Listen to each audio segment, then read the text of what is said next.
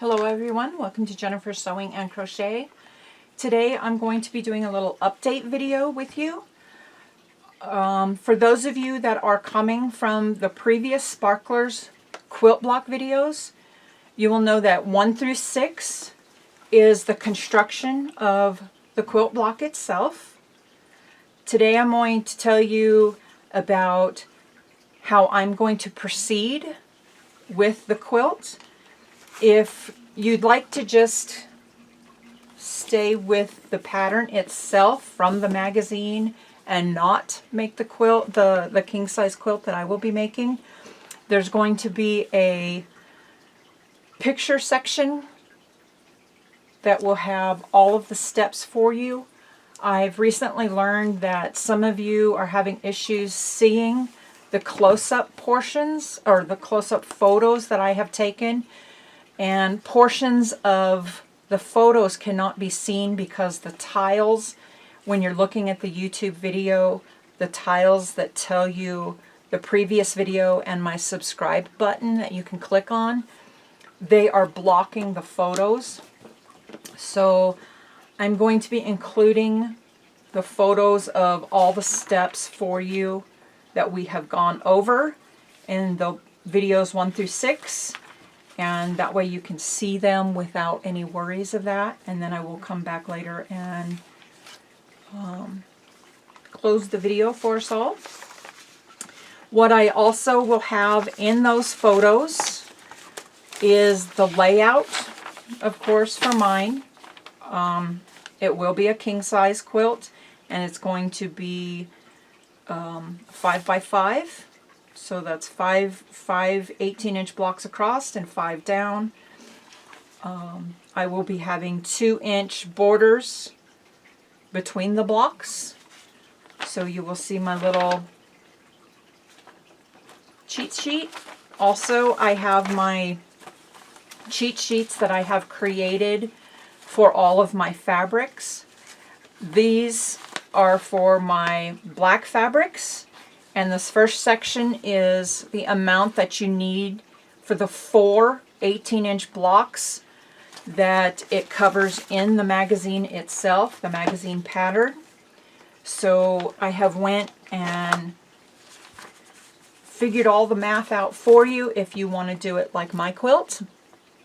I have divided this amount by 4 so I can get the exact measurements and amounts that I need per block.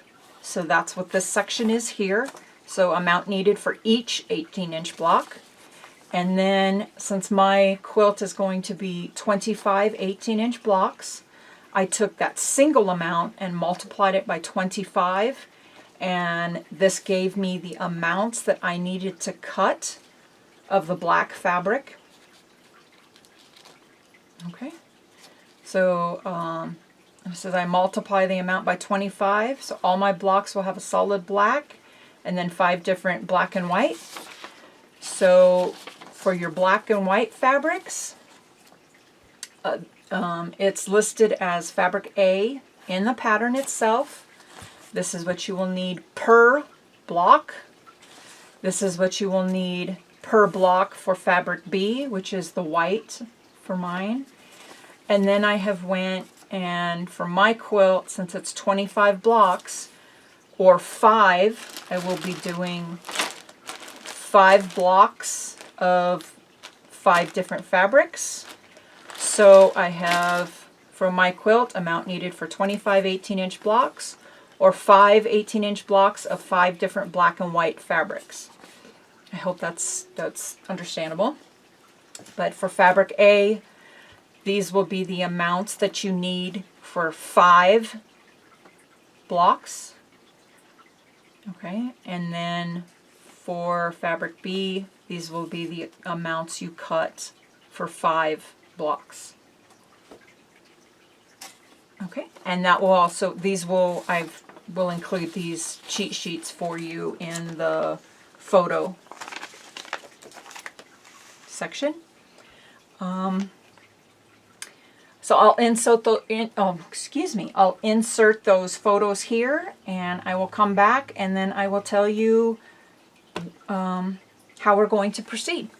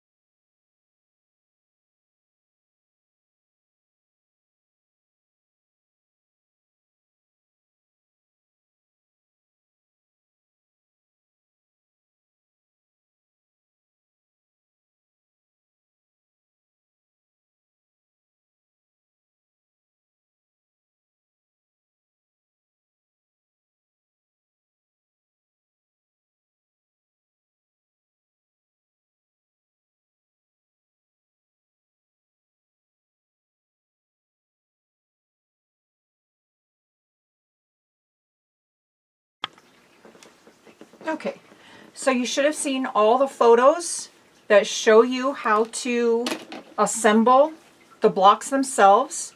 And like I said, those videos are broken up in part 1 through part 6.